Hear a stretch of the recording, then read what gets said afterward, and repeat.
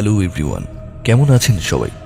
সংকেত অডিও স্টোরিতে আজ আপনারা শুনবেন এই যুগের অন্যতম শিশু সাহিত্যিক ডক্টর গৌরী দের কলমে রক্তকালীর মাঠ। আজকের গল্পটি আমরা নিয়েছি দেব সাহিত্য কুঠির থেকে প্রকাশিত রক্তকালীর মাঠ এই বইটি থেকে। আজকে গল্প পাঠে ও গল্পের সূত্রধার আমি অরূপ। শুরু হচ্ছে আমাদের আজকের গল্প রক্তকালীর মাঠ।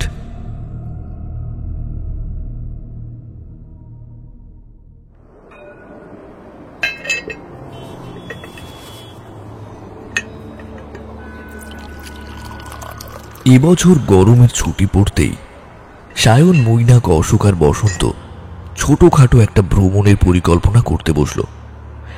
কলেজের ব্যস্ত জীবন থেকে সামান্য মুক্তি পেতে তারা ঠিক করেছিল এবারের ছুটিটা যেন একটু অন্য রকমের হয়। সন্ধ্যের দিকে কলেজের ক্যাম্পাসের ছোট্ট ক্যাফেটেরিয়ায় তিনজন বসে আড্ডা দিচ্ছিল।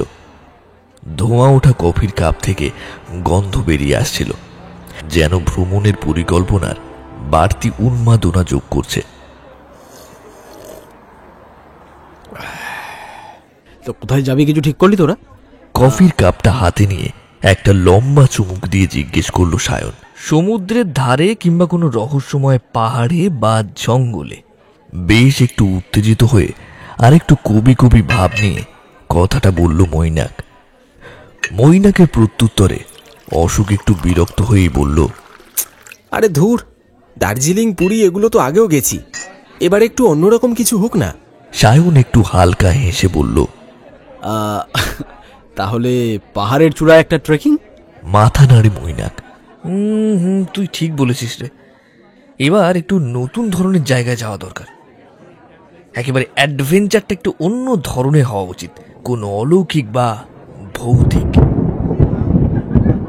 কথার মাঝে কখন যেন পূর্ব দিকের কোণে জমে থাকা একখণ্ড মেঘ গোটা আকাশ ছেয়ে ফেলল, আর দেখতে দেখতে কিছুক্ষণের মধ্যেই শুরু হলো মুষলধারে বৃষ্টি।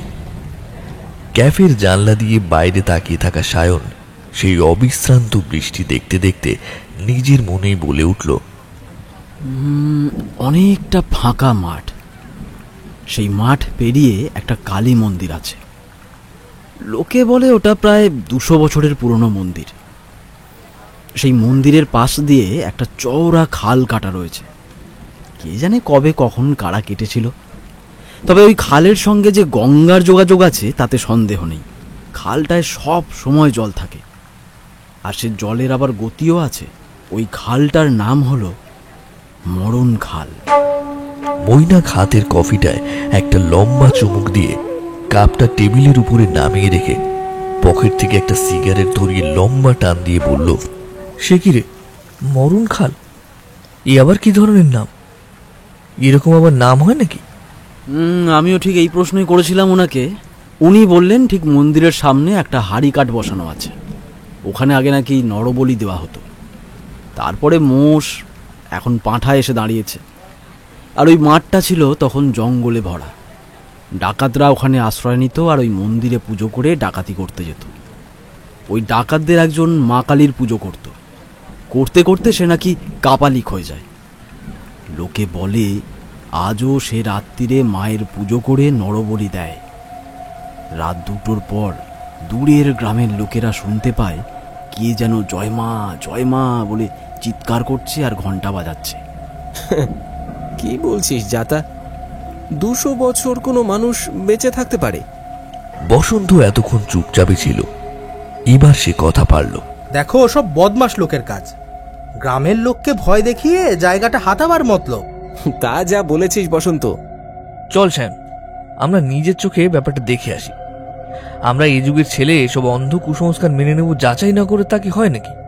কি যাবি? যতটা সহজে কথাটা বললি ততটা সহজ নাও হতে পারে। জীবনের রিস্কও থাকতে পারে ভাইয়া। আরে বল না, তুই ভয় পেয়ে গেছিস। কথাটা সায়নের বেশ মনে লাগলো। ভয় কাকে বলে সায়ন জানে না রে। আর জীবনের রিস্ক সে তো যে কোনো অ্যাডভেঞ্চারেই আছে। তাহলে তো আর নতুন কিছু করাই যায় না। এই তো, তুই ঠিক কর, আমরা দুজনেই যাব। হ্যাঁ, সেই ভালো। তোরা ফিরে এলে শুনবো তোদের কাছে কি ব্যাপার। আমি তাহলে ডিটেলসটা জোগাড় করি। তবে একটা কথা, বাড়িতে বলবো বেড়াতে যাচ্ছি। ওই রক্তকালীর মাঠের কথা টথা বলবি না, তাহলে কিন্তু ওরা যেতে দেবে না। রক্তকালীর মাঠ? সেটা আবার কোথায়? হ্যাঁ, সেটা আবার আরে কোনটা? তোদের বলেছি তো, ওই মাঠটার নামই তো রক্তকালীর মাঠ, যেখানে মন্দিরটা রয়েছে। দেখ, ঠিক যাবি তো? নিশ্চয়ই, তুই ব্যবস্থা কর। হ্যাঁ রে, কাপালিকটা কি রোজ রাতেই নরবলি দেয় সেটা জিজ্ঞেস করেছিলি? সায়ন কফির কাপে চুমুক দিয়ে বলল, জানি না, তবে বলেছিলেন সন্ধ্যা নামার পর রাতে ওখানে কেউ থাকতে পারে না। অদ্ভুত সব ঘটনা ঘটে। রোজ রাতে নাকি পুজোর শব্দ পাওয়া যায়, কিন্তু নরবলি দেয় প্রত্যেক অমাবস্যায়। অশোক, বাংলা ক্যালেন্ডারে দেখ তো অমাবস্যা কবে। অমাবস্যা অমাবস্যা হচ্ছে হ্যাঁ, সামনের শুক্রবার। বাহ, ভালো দিন। আমরা না হয় সেই অদ্ভুত ঘটনা নিজের চোখেই দেখব। শোন, আমরা বৃহস্পতিবার বেরিয়ে শুক্রবার রক্তকালীর মাঠে যাব, আর শনিবার ফিরে আসবো সোজা বাড়ি। সায়ন টেবিলে চাপড় মেরে বলে উঠল, ব্যাস, ঠিক হয়ে গেল। এবার আমাদের গন্তব্য সেই রহস্যময় রক্তকালীর মাঠ। আজ মঙ্গলবার, হাতে 2 দিন সময় আছে। এর মধ্যে সব খবরাখবর নিয়ে আমরা রওনা হব। তুই বৃহস্পতিবার সকালে খাওয়া দাওয়া করে সোজা আমার বাড়িতে চলে আসিস। ওখান থেকে একসঙ্গে বেরোবো, ওকে? 4 জনের চোখে তখন এক উত্তেজনার ঝিলিক। একটা অজানা জায়গা, একটা রহস্যে মোড়া অ্যাডভেঞ্চার, অন্ধকারে লুকিয়ে থাকা কিছু অদ্ভুত কাহিনী। এই যেন এক রোমাঞ্চকর যাত্রা শুরু।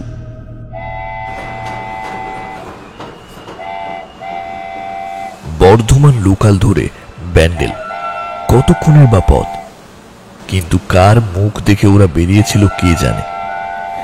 কোথায় কি হয়েছে তার জন্য অবরোধ। হেন তেন করে ওরা যখন ব্যান্ডেলে পৌঁছালো তখন রাত 10টা।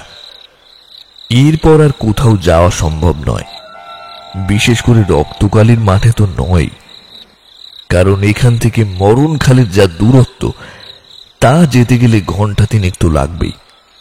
তাছাড়া অজানা অচেনা জায়গা, রাতের বেলা কার কি মনে আছে কে জানে। এতটা রিস্ক নেওয়া ঠিক হবে না।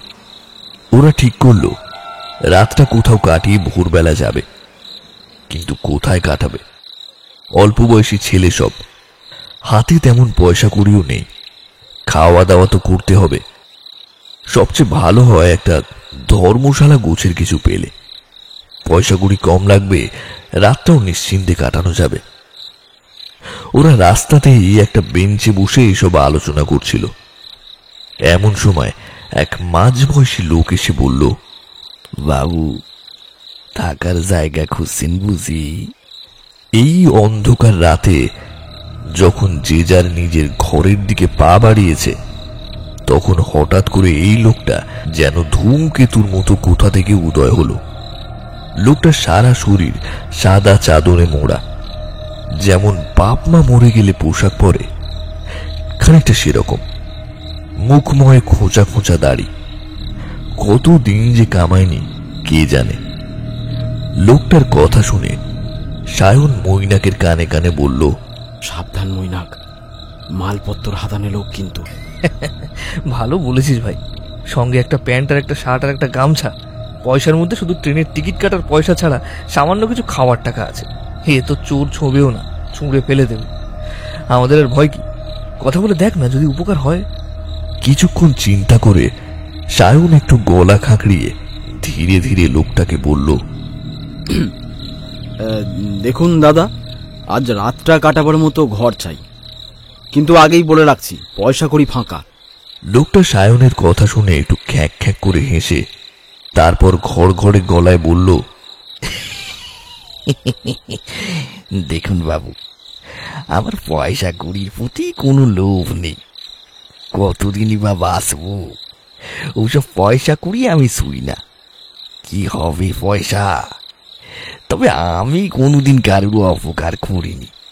রাত্রিটা মানুষ ঝামেলায় পড়ে বলি আমি এই রাত্রি ঘুরে বেড়াই। আপনাদের দেখি মনে হলো যে আশ্রয় চাই। স্কুলের ছেলেরা খরচ করার মতো পয়সা পায় না, তাই এলাম বলতে।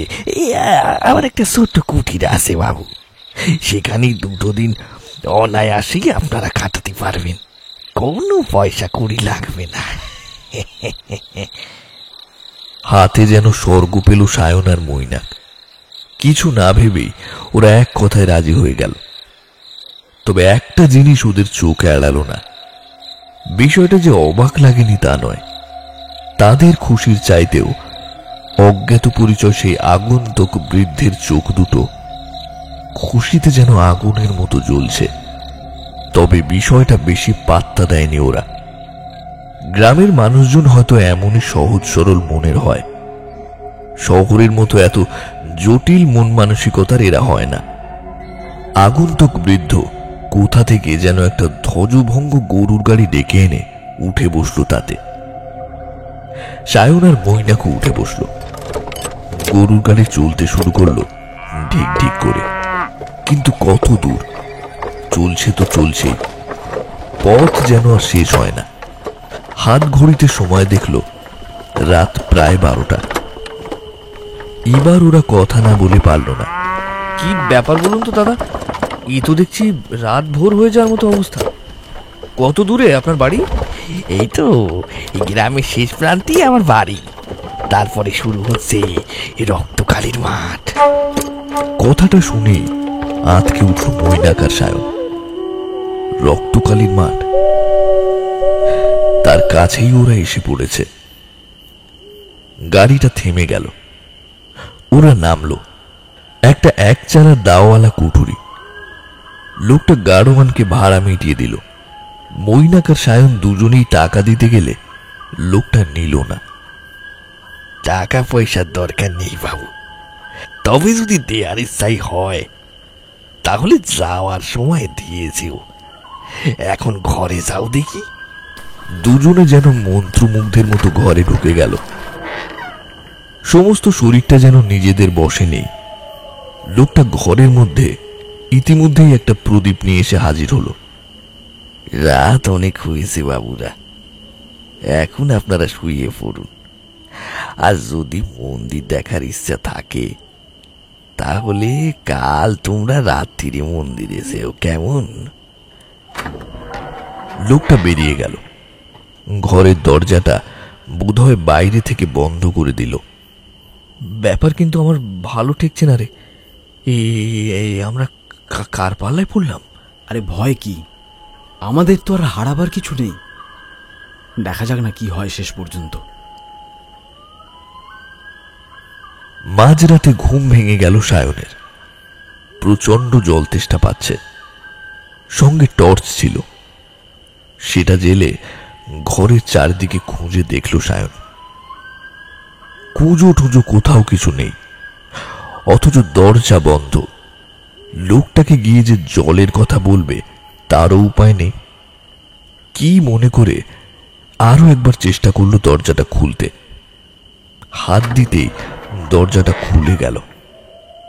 বাইরের দাওয়ায় লোকটা বসেছিল অত রাতে। সায়নকে দেখে মুখ তুলে তাকিয়ে বলল, একটা কথা আপনাদের বলি বাবুরা, ভুলে গিয়েছিলাম। রাতের বেলায় যদি জল পিপাসা লাগে তাহলে ঘরের মধ্যে কুজো আছে, জল খেতে পারো। আরে কি যাতা বলছেন বলুন তো, ঘরের মধ্যে কোনো কুজো নেই তো। আছে, আমি বলেছি না আছে, দেখো গিয়ে। লোকটার গলার স্বরে এমন কিছু ছিল, সায়ন আর কথা বাড়ালো না। ঘরে এলো, আর এসেই আশ্চর্য হয়ে গেল। ঘরে এসে দেখল কুঁজো আছে এবং তাতে জলও ভর্তি আছে। সায়ন মনে মনে করলো একবার মৈনাককে ডাকে, ব্যাপারটা বলে। কিন্তু মৈনাক এত গভীর ঘুমে আচ্ছন্ন যে ওকে ডাকতে ওর মায়া হলো। আবার বিছানায় এসে শুয়ে পড়ল সায়ন। ঘুম কিছুতেই আসে না। ভাবল লোকটা তো জেগেই আছে, ওর সঙ্গে একটু গল্প করে কাটিয়ে দিলে কেমন হয়। সায়ন বেশ কিছুক্ষণ ধরে এপাশ ওপাশ করে আবার বাইরে বেরিয়ে এলো। কিন্তু লোকটা গেল কোথায়? চারদিকে বন বাদার, ঝিঝি পোকার শিয়ালের তীব্র শব্দ, তার সঙ্গে হু হু করে বয়ে চলা ঝোড়ো বাতাসের শব্দ। তার মধ্যে সে শুনতে পেল কে যেন বলছে, সায়ন, ময়না, সায়ন। অবাক হয়ে গেল সায়ন। কে যেন তাদের ডাকছে। হঠাৎ লক্ষ্য করল মৈনাক ঘুমন্ত অবস্থায় উঠে বসল। সায়ন ডাকল, মৈনাক, এই মৈনাক। কোনো সাড়া পেল না। মৈনাক উঠল, তারপর ঘুমের ঘোরে এগিয়ে চলল বনের দিকে। সায়ন খুব সজাগ ছিল, কিন্তু মৈনাক কোথায় যাচ্ছে দেখার জন্য ও মৈনাককে অনুসরণ করে পিছনে পিছনে চলতে লাগলো। দূরে এক জায়গায় আগুন জ্বলছে। সেই আগুনের সামনে বসে আছে লোকটা, আর বিড় বিড় করে কি যেন বলছে।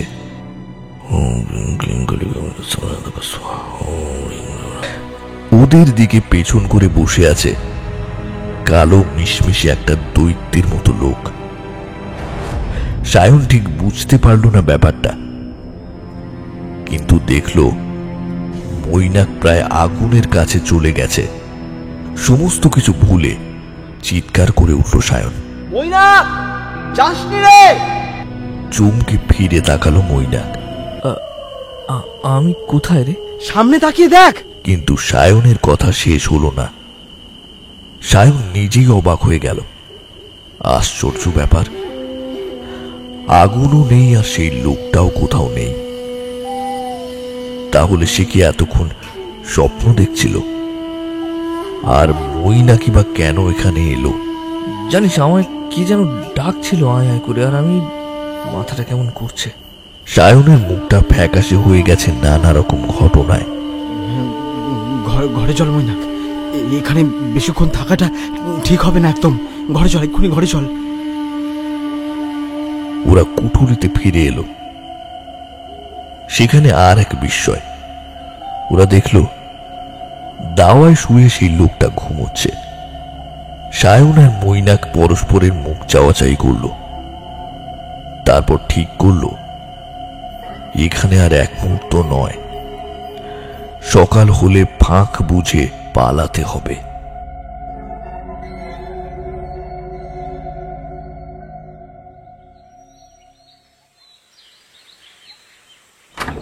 রাতের ঘুমটা বোধহয় গাঢ় হয়ে গিয়েছিল।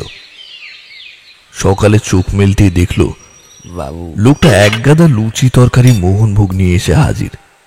সামান্য কিছু খাবার দাবার আছে, এই কাল থেকে তেমন কিছু পেটে পড়েনি, এইগুলো খেয়ে নিলে ভালো লাগবে।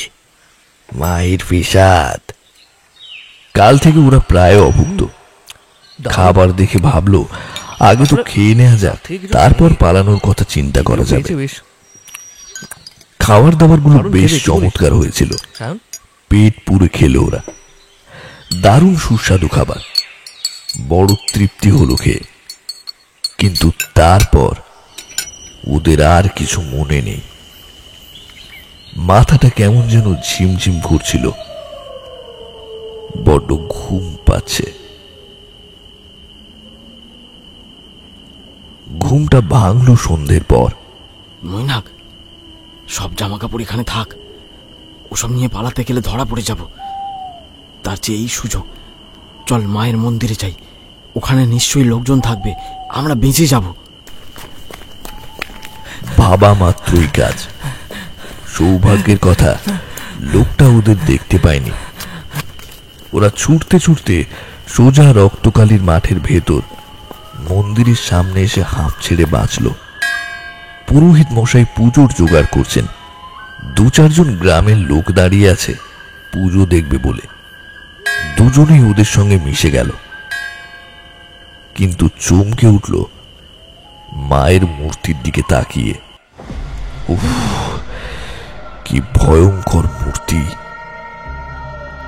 এক পিঠ কালো ঘন অন্ধকারের মতো চুল এলিয়ে আছে, ঘোর কৃষ্ণবর্ণ রং, অর্ধ উলঙ্গ দেবী, প্রায় 5 ফুট লম্বা, টকটকে লাল জিভ, আগুনের ভাটার মতো চোখ, গলায় সারি সারি নরমুন্ডের মালা, প্রত্যেকটা কাটা মুন্ডু যেন জীবন্ত বলে মনে হয়।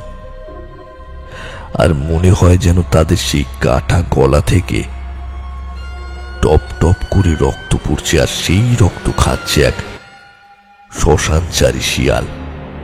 তার লম্বা জিভ দিয়ে টপ টপ করে রক্ত ঝরে পড়ছে। শিয়ালের দাঁতগুলো কেমন লাল, মনে হয় রক্ত লেগে আছে। কিন্তু ভালো করে দেখে ওরা বুঝতে পারল ওরকম মনে হলেও সত্যি কিন্তু জীবন্ত নয়। ঠিক মন্দিরের চাতালে একটা হাঁড়ি কাঠ। চমকে উঠল সায়ন। এ কি দেখছে? সায়নের সারা শব্দ না পেয়ে মৈনাক সায়নের দিকে তাকালো। তারপর ও দৃষ্টি অনুসরণ করে তাকালো ওই হাঁড়ি কাঠের দিকে। সাংঘাতিক রকমের চমকে উঠল মৈনাক। আমি এসব কি দেখছি রে? এ তো রক্ত গঙ্গা বইছে। আমি ভুল দেখছি না তো? তাহলে কি এই মাত্র বলি দেওয়া হয়েছে? চল তো ভালো করে দেখি। সায়ন মৈনাকের কথার কোনো উত্তর দিল না। পায়ে পায়ে হাঁড়ি কাঠের কাছে এসে দাঁড়ালো। দেখল হাঁড়ি কাঠ থেকে রক্ত গড়িয়ে সরু ধারায় বয়ে চলেছে খালের দিকে। যে জায়গাটায় এসে পড়েছে সেখানকার অনেকখানি জায়গা ঘিরে জল লাল। হঠাৎ আরতি শুরু হলো। কাসুর ঘণ্টার শব্দে মুখরিত হয়ে উঠল নিস্তব্ধ রক্তকারীর মাঠ। মৈনাক আর সায়ন দাঁড়িয়ে থাকা একজন মানুষকে জিজ্ঞেস করল, বলি হয় বুঝি?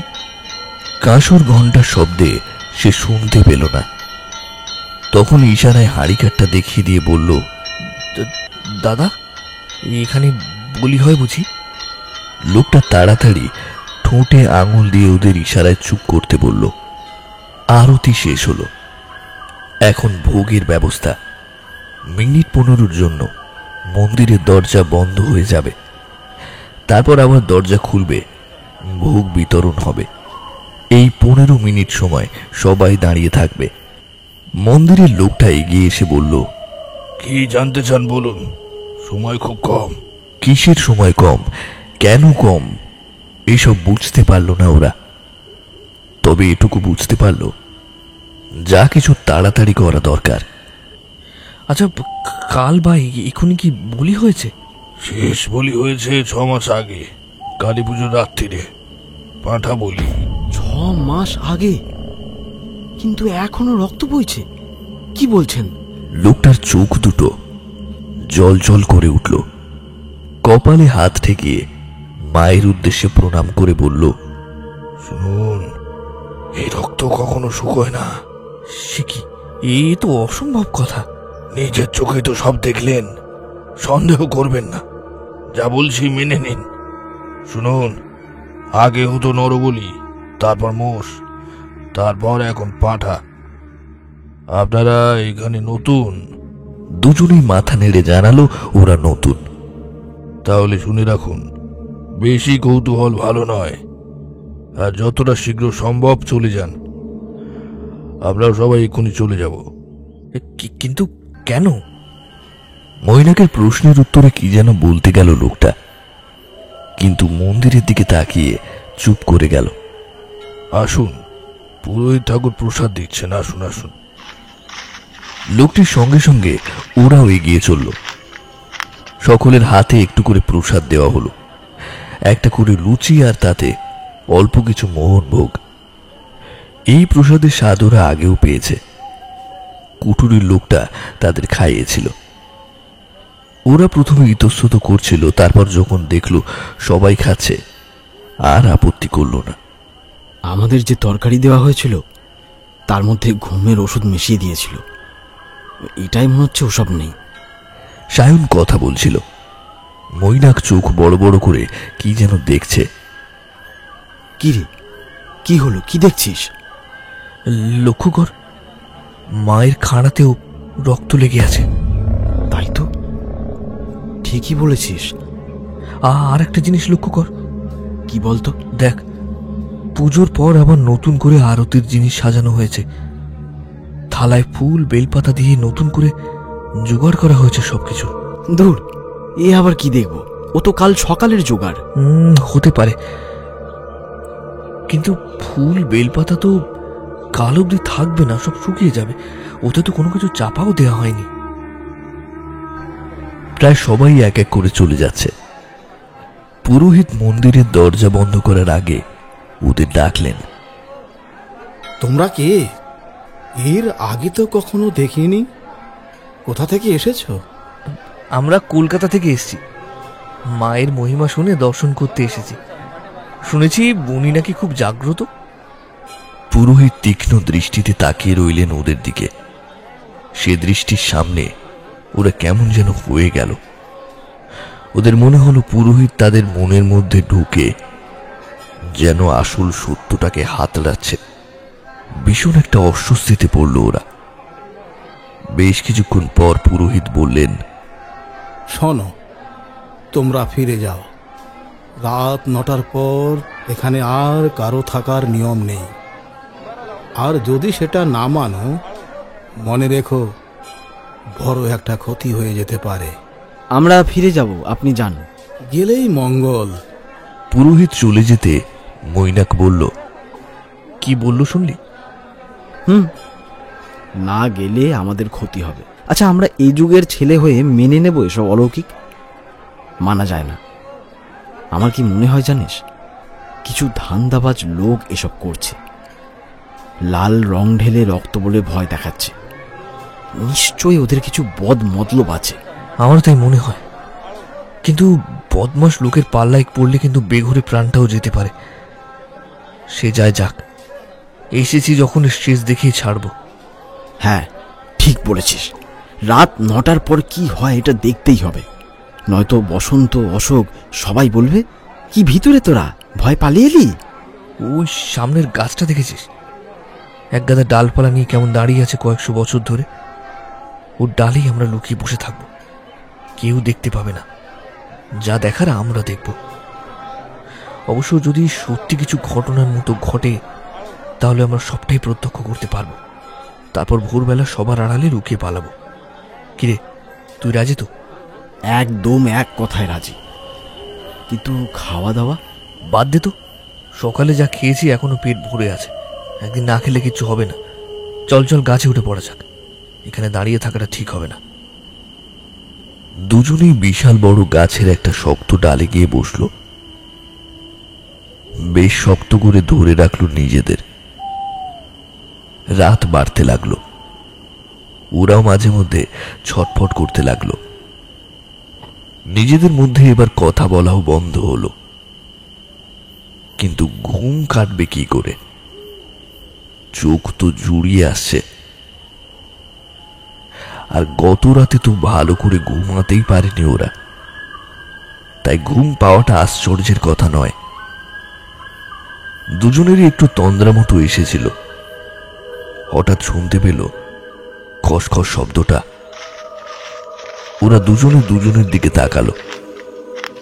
মৈনাক চারদিকে উঁকি ঝুঁকি মারতে লাগলো। সায়নও চেষ্টা করলো, কিন্তু কিছু দেখতে পেল না। খানিক পরে দেখলো একজন বিভৎস দর্শন লোক আর একটা লোককে হাত পা মুখ বেঁধে টানতে টানতে নিয়ে আসছে এদিকে। লোকটার মুখটা বাঁধা বলে চেঁচাতেও পারছে না, শুধু একটা গো গো শব্দ শোনা যাচ্ছিল। যে লোকটা ওকে টেনে নিয়ে যাচ্ছিল তার মুখটা বোঝা যাচ্ছিল না ভালো করে। একমাত্র কালো ঝাঁকড়া ঝাঁকড়া চুল এক মাথা হয়ে লোকটার মুখের অর্ধেকটা ঢেকে রেখেছিল, কিন্তু বেশ বোঝা যাচ্ছিল লোকটা একটা কাপালিক গোছের কিছু হবে। ওই সেই কামালি, ওই দেখ। সায়ন মাথা নাড়ল, কথা বলল না। কাপালিকই তো বটে। গলায় কত বড় বড় রুদ্রাক্ষের মালা, আর হাতে রুদ্রাক্ষের বালা পরা, লাল রঙের কাপড়। কিন্তু সঙ্গের লোকটাকে ওদের মনে হলো কোথায় যেন দেখেছে। চিনেছি। আস্তে চেঁচাসনি। কে কে বলতো? ভালো করে লক্ষ্য কর, এই লোকটাই আমাদের কুঠুরিতে টেনে নিয়ে গিয়েছিল না? আরে ঠিক তো। ওরা দেখলো কাপালিক লোকটাকে পাঁজা কোলা করে তুলে নিল। উফ, কি সাংঘাতিক শক্তি ধরে লোকটা। কাপালিক লোকটাকে পাঁজা কোলা করে তুলে নিয়ে গেল মরণ খালের জলে। বেশ করে জলে 3 বার চোবালো। তারপর আবারও সেই অবস্থায় নিয়ে গেল মায়ের মন্দিরের দরজার কাছে। তারপর লোকটাকে শুইয়ে দিল।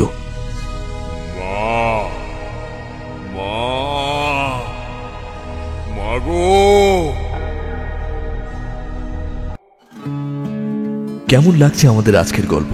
এমনই সুন্দর সুন্দর গল্পের নোটিফিকেশন পাওয়ার জন্য এক্ষুনি সাবস্ক্রাইব করুন সংকেত অডিও স্টোরিজ।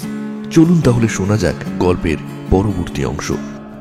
ওহ, সে কি কান ফাটানো চিৎকার! সমস্ত গাছটা যেন সেই শব্দে কেঁপে উঠল। তুই কথা দিয়েছিলিস 2টো নতুন বলি এনে দিবি, পারিসনি। তাই মায়ের কাছে আজ তোকেই বলি দেব। বলি বন্ধ হবে না, বুঝলি? জয় মা। আবার সেই চিৎকার। সায়ন তাকালো মৈনাকের দিকে। এতক্ষণে বোঝা গেল ওদের ঘরের মধ্যে আটকে রাখার চেষ্টা বা মন্ত্র পড়ে সম্মোহন করার চেষ্টা কেন করা হয়েছিল। বুকের ভেতর থরথর করে কাঁপছে মৈনাক আর সায়নের। কত বড় বিপদ হতে যাচ্ছিল তাদের। এখনো তো ওরা বিপদ মুক্ত নয়। একবার যদিও দেখতে পায় ওদের, সঙ্গে সঙ্গে গাছ থেকে নামিয়ে বলি দেবে। কাপালিকটা মায়ের পুজোর ফুল নিয়ে প্রথম মাকে পূজা করলো। তারপর সেই প্রসাদী ফুল ছিটিয়ে দিতে লাগলো লোকটার গায়ে। এই জন্য পুরোহিত পুজো জোগাড় করে রেখেছিলেন। ব্যাপারটা পরিষ্কার হয়ে গেল ওদের। কাপালিক মায়ের পায়ে অঞ্জলি দিল জবা ফুলের গোছা দিয়ে। গাছের উপর থেকে সব নজরে পড়ছে ওদের, কিন্তু কাপালিকের মুখটাই দেখতে পাচ্ছে না। এরপর ধূপ ধুনো জেলে পঞ্চপ্রদীপ দিয়ে শুরু হলো আরতি। ঘন্টার শব্দ আর কাপালিকের মা মা ডাক চারিদিকে ছড়িয়ে পড়তে লাগলো। গাছের উপরে বসে প্রচন্ড ভয় আর উত্তেজনায় কাঁপছে ওরা। পাছে পড়ে যায় তাই প্রাণপণে চেপে ধরে আছে গাছের ডালটা। আরতি শেষ হলো। কাপালিক হাত পা বাঁধা লোকটাকে কাঁধে ফেলে নিল।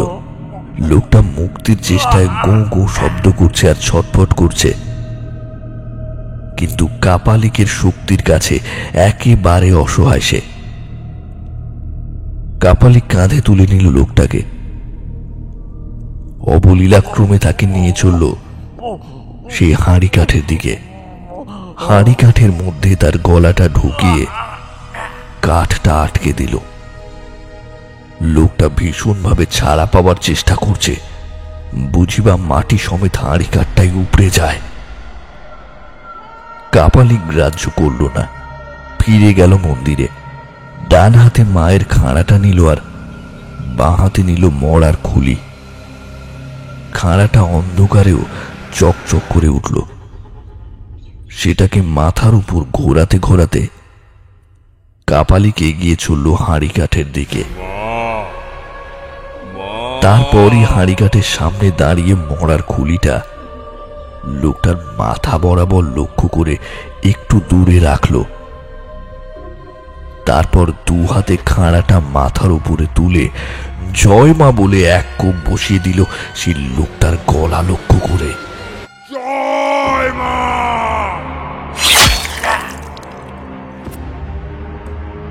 খাঁড়া নেমে এলো লোকটার গলায়, আর সঙ্গে সঙ্গে মুন্ডুটা ছিটকে পড়ল বিলের জলের কাছে। আর ধড়টা নিজের চোখে বিশ্বাস করতে পারল না ওরা। ধড়টা কাটা মাছের মতো ছটফট করতে লাগলো। মৈনাক বুঝি অজ্ঞান হয়ে যাবে। সায়ন বুঝতে পেরে এক হাত দিয়ে চেপে ধরে আছে মৈনাককে। ওর নিজের শরীরও খারাপ লাগছে, কিন্তু মন দুর্বল করলে আর রক্ষে পাবে না, প্রাণটাই বেঘরে যাবে। তাই মনকে শক্ত করে বসে রইল। ধড় থেকে যে রক্ত ফিনকি দিয়ে পড়ছিল সেটা মরার খুলিতে সংগ্রহ করল কাপালিক। সেই খুলিটা নিয়ে মায়ের পায়ে ঠেকিয়ে বলল, নে মা, রক্ত পান কর মা। তুই তৃপ্ত হ, তুই তৃপ্ত হ মা। বলতে বলতে নিজেই সেটা খেয়ে নিল। মৈনাক আর পারল না, ঢলে পড়ল সায়নের গায়ে। সায়ন নিজের সর্বস্ব শক্তি দিয়ে প্রাণপণ চেষ্টায় মৈনাকের দেহটা চেপে বসে রইল, কিন্তু কতক্ষণ যে বসে থাকতে পারবে সে তা নিয়েও তার সন্দেহ ছিল। শরীরটা ক্রমশ ভার হয়ে আসছে, কিন্তু কাপালিক চলে না যাওয়া পর্যন্ত ওখানে এই অবস্থাতেই বসে থাকতে হবে ওদের। কিন্তু আর যে পারছে না, যে কোনো মুহূর্তে মৈনাককে নিয়েও পড়ে যাবে নিচে। চোখটাও যেন কেমন ঝাপসা হয়ে যাচ্ছে। ও দেখতে চেষ্টা করলো কাপালিক কোথায়। ঘাড় ঘুরিয়ে দেখার উপায় নেই। বুঝতে পারল না কাপালিক এবার চলে গেছে। হঠাৎ মনে হলো গ্রামের ভেতর থেকে কোনো মোরগ ডেকে উঠল। তবে কি ভোর হয়ে এলো? জীবনে সায়ন যা কোনোদিন করেনি আজ তাই করলো। ঈশ্বর, জানি না কত পাপ করেছি জীবনে, কোনোদিন তোমাকে ভালো করে ডাকিওনি। যদি যদি সত্যি তুমি থাকো, রক্ষা করো ভগবান, রক্ষা করো আমাদের, রক্ষা করো। আবার মোরগ ডেকে উঠল সেই মুহূর্তে। এবার নিশ্চিত হলো সায়ন, ভোর হচ্ছে মানে আর ভয় নেই। মনে হতে হাতের জোর আলগা হয়ে গেল, আর মৈনাককে জড়িয়ে সায়ন গাছের উপর থেকে সোজা পড়তে লাগলো নিচের দিকে। ডালপালায় ভরা বিশাল গাছ। ওদের দেহটা ধাক্কা খেতে খেতে পড়তে লাগলো মাটিতে।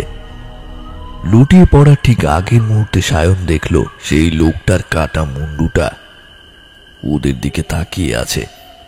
মানুষের মুখ যে এত বিশাল আর বিভৎস হতে পারে বা অত ভয়ঙ্কর হতে পারে তার কোনো ধারণাই ছিল না সায়নের। চোখ দুটো কঠোরগত, যেন কঙ্কাল। চোখের উপরের ভুরু দুটোর উপরের লোমগুলো লম্বা হয়ে এসে চোখের উপরটা প্রায় ঢেকে ফেলেছে। বিশাল হাঁ করা মুখ, আফ্রিকানদের মতো চওড়া চওড়া দুটো ঠোঁট, মূলোর মতো দাঁত, আর তার মধ্যে আবার দুটো দাঁত কুকুরের দাঁতের মতো তীক্ষ্ণ।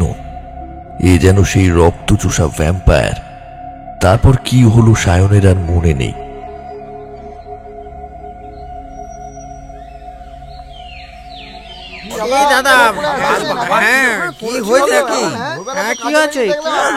জ্ঞান যখন ফিরল দেখলো চারিদিকে বেশ কিছু লোকজন তাদের ঘিরে দাঁড়িয়ে আছে। তার পাশে বসে আছে ক্লান্ত বিধ্বস্ত মৈনাক। আমাদের দুজনের শরীরটা একটু খারাপ হয়েছিল, কিছু ভাববেন না। আমরা ঠিক চলে যাব। আজকেই আমরা কলকাতায় ফিরে যাব। আপনারা আপনারা আমাদের সাহায্য করলেন, আপনাদের কাছে আমরা কৃতজ্ঞ। অসংখ্য ধন্যবাদ জানাই আপনাদের। আমরা ঠিক চলে যাব, আপনারা যান। আশেপাশের লোকেরা চলে যেতে সায়ন বলল, বলছি যে আমাদের ব্যাগ দুটো তো পড়ে আছে ওই লোকটার ঘরেই, কিন্তু লোকটা তো আর নেই। চল চল, জামা কাপড়গুলো নিয়ে পালাই। হ্যাঁ তাই চল। ব্যাগে শুধু জামা কাপড়ই নয়, ওর ভেতর কিছু টাকা পয়সাও আছে। সরিয়ে রেখেছিলাম, পরে দরকার হলে নিয়ে নেব বলে। চল তাহলে, জিনিস দুটো নিয়ে পালাতে হবে। কাল কাপালিকটা কি বলেছিল তোর মনে নেই? কি বলেছিল বলতো? বলছিল দুটো নতুন বলি আনবি বলেছিলি না? বলি যখন আনতে পারিসনি তাহলে তোকেই মায়ের সামনে বলি দেব, এই সব। তবে কাল রাতে আমি যা দেখলাম তাতে আমার মনে হচ্ছে এই কাপালিক রোজ রাতেই বলি দেয়। আর আমার অনুমান যদি মিথ্যে না হয় তাহলে তাহলে ও আজ রাতেও বলি দেবে। আর ও জেনে গেছে যে আমরা এখানে আছি। ও যেন তেন প্রকারে যেভাবেই হোক না কেন আমাদের খুঁজে বের করবে আর বলি দিতে চাইবে। আমাদের যেভাবে হোক এখান থেকে পালাতেই হবে। এই বিপদ থেকে আমাদের নিজেদেরকে উদ্ধার করতে হবে সায়ন। দেরি করা ঠিক হবে না। ওরা কুঠুরির দরজার সামনে এলো, চারদিকে একবার দেখে নিল, তারপর সোজা ঢুকে গেল ঘরের মধ্যে। দুটো ছোট ছোট কাঁধ ব্যাগ তুলে চট করে বেরোতে যাবে, হঠাৎ দুজনেই ভূত দেখার মতো চিৎকার করে উঠল। তাদের ঠিক সামনে দাঁড়িয়ে আছে কুঠুরির মালিক। এই সেই লোকটা, যে লোকটাকে গতকাল ওদের চোখের সামনেই এক কূপে গলা কেটে দিয়েছিল কাপালিক। লোকটার হাতে এক প্লেট লুচি আর তরকারি। ভয়ে বিস্ময়ে মূর্ছা যাওয়ার মতো অবস্থা হলো দুজনের। নাও বাবুরা, সব খেয়ে নাও, চিন্তা করো না। আজ রাতে আমি তোমাদের নিয়ে যাব মাতৃদর্শনে। তারপর লোকটা চলে যেতে যেতে একবার পেছন ঘুরে তাকালো, তারপর বলল, আর একটা কথা, তোমরা কিন্তু কাল রাত্রিরে ঘরে শোনি, আমি এসে ফিরে গেছি। একেবারে তোমাদের দেখতে পেলাম গাছতলায়। কি করছিলে? গাছে বসে।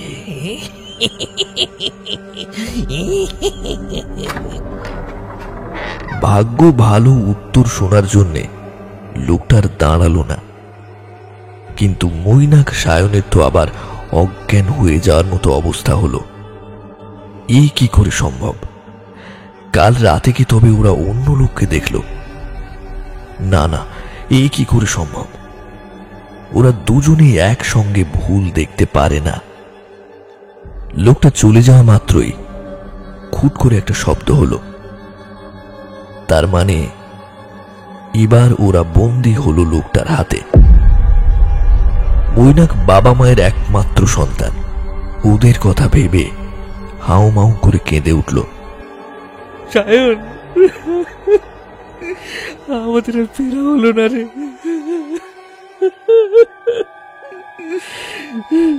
তুই কি করছিস মৈনাক? মনকে শক্ত কর, উপায় বের কর। এভাবে বেঘরে প্রাণ দেব মনে করিস না। হঠাৎ সায়নের মাথায় একটা বুদ্ধি খেলে গেল। ওর মুখে একটু হাসি ফুটল। দেখা গেল প্ল্যানের কথা শোনার পর মৈনাকের মুখেও আশার আলো ফুটে উঠল। সায়নের কথা ঠিক হলো। খানিক পরে লোকটা ঘরে ঢুকলো, দেখলো সব খাবার পড়ে আছে, ওরা কিছু খায়নি। সায়ন দরজার আড়ালেই দাঁড়িয়েছিল। লোকটা যখন খাবারের দিকে নজর, সেই সময় দরজা খোলা পেয়ে এক ছুট্টে পালিয়ে গেল। লোকটা পরক্ষণে তীব্র বেগে খোঁজ করতে শুরু করলো। অন্যটা কোথায়? কি জানি, এখানেই তো ছিল। লোকটার চোখ দিয়ে আগুনের ঝলকা বেরোতে লাগলো। পালিয়ে যাবে কোথায়? আমার হাত থেকে ওর নিস্তার নেই।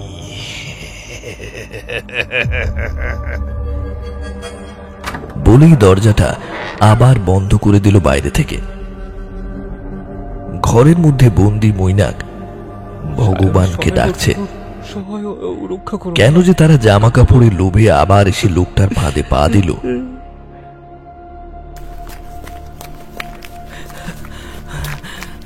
সায়ন ছুটছে প্রাণপণে, দিক বিদিক জ্ঞান শূন্য হয়ে ছুটছে।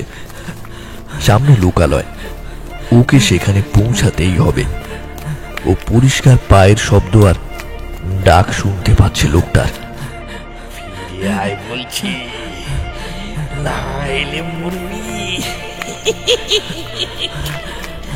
ফিরে আয়।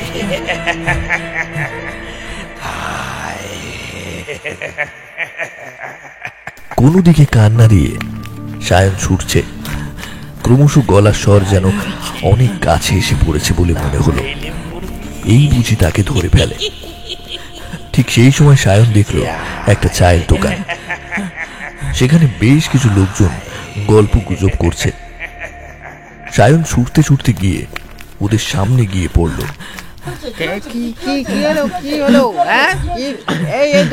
তোমরা তোমরা আমাকে বাঁচাও, ওই লোকটাকে ধরো। সবাই অবাক হয়ে দেখল কেউ নেই।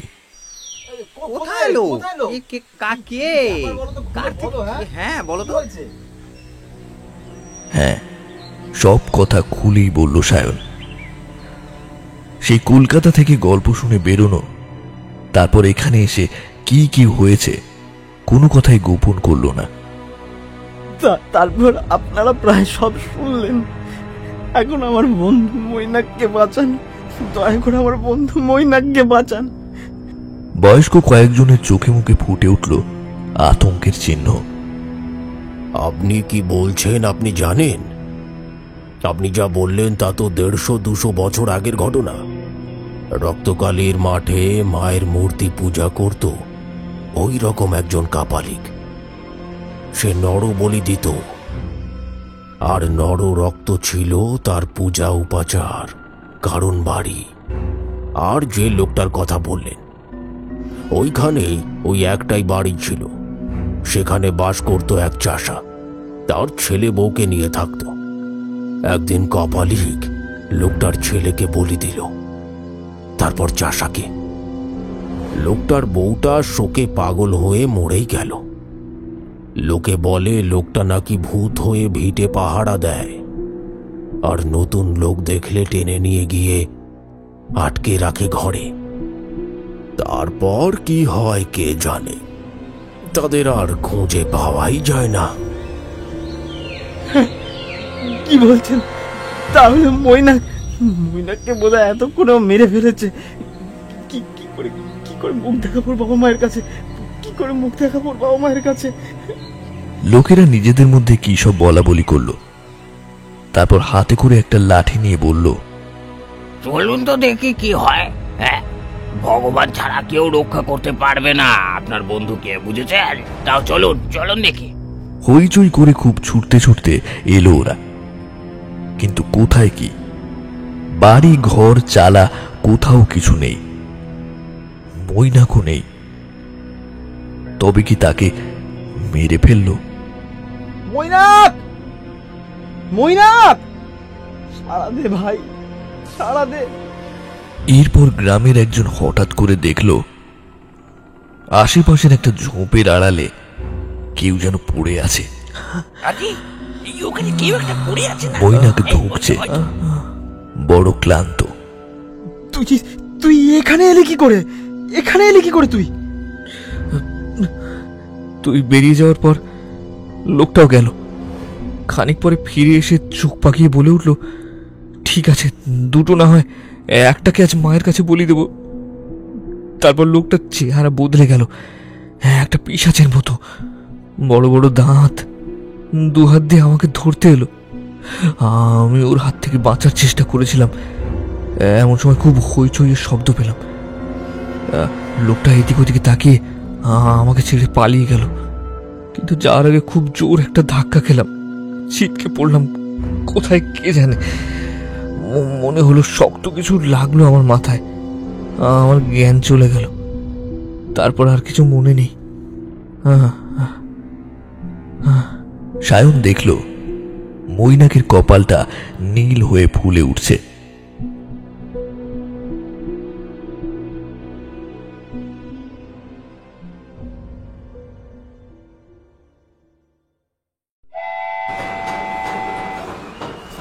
ট্রেনে উঠে সায়ন বলল, দেখ দেখ, আমাদের কথা কেউ বিশ্বাস করবে না, কাউকে কিছু বলিস না। হ্যাঁ, দেখ, 150-200 বছর ধরে কোনো মানুষ বেঁচে থাকতে পারে, এ কথা এই যুগে বিশ্বাস করবে না, এটাই তো স্বাভাবিক, তাই না? মৈনাক শুধু মাথা নাড়ল, কোনো কথা বলল না।